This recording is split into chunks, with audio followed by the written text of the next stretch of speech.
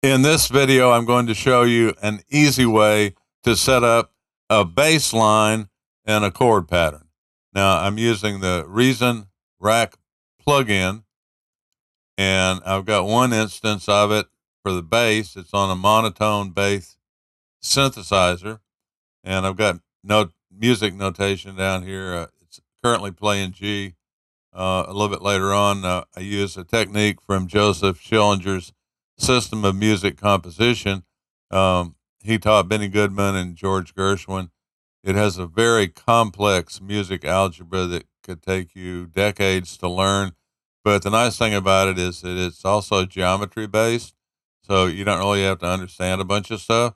What I'm doing here, I just draw a line down, line going up, line down, line going up, make little pyramids, and then you stick notes on them, and you can click on the note to hear how it sounds. If you go, well, gee, that's a little flat, you can stick a sharp on it. And if it's a little sharp, you can stick a flat on it. Or if it has a sharp, you can take the sharp off and just have it be natural. And so anyway, that's what's going on there.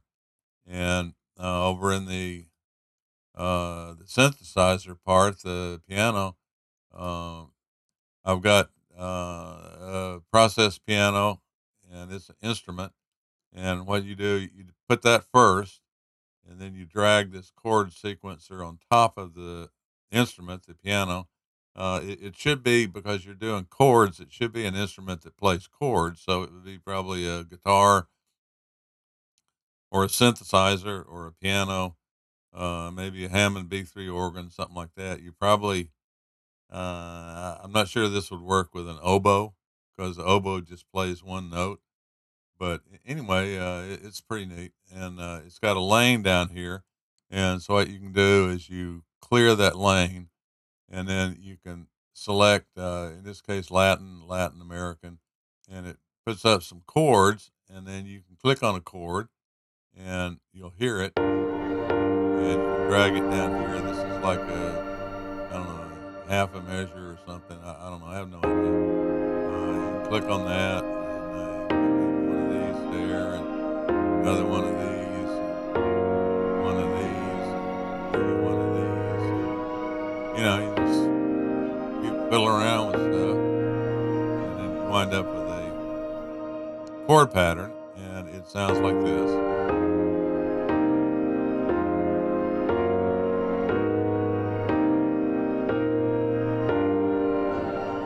And then to actually play it in the music notation down here for the piano, you can put notes in, whole notes. It'll play for the measure, half note, half a measure, quarter notes, whatever. You put a note down here, and the note needs to be in the chord.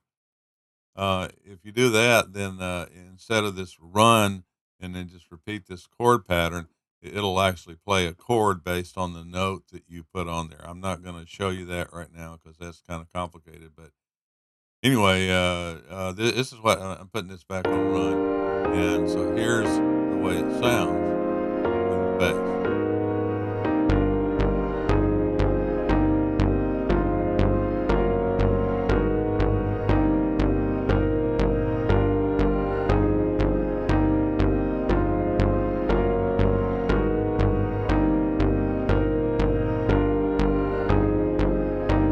And something else you can do, you can chord, and then that lets you add chords or replace chords on this chord line down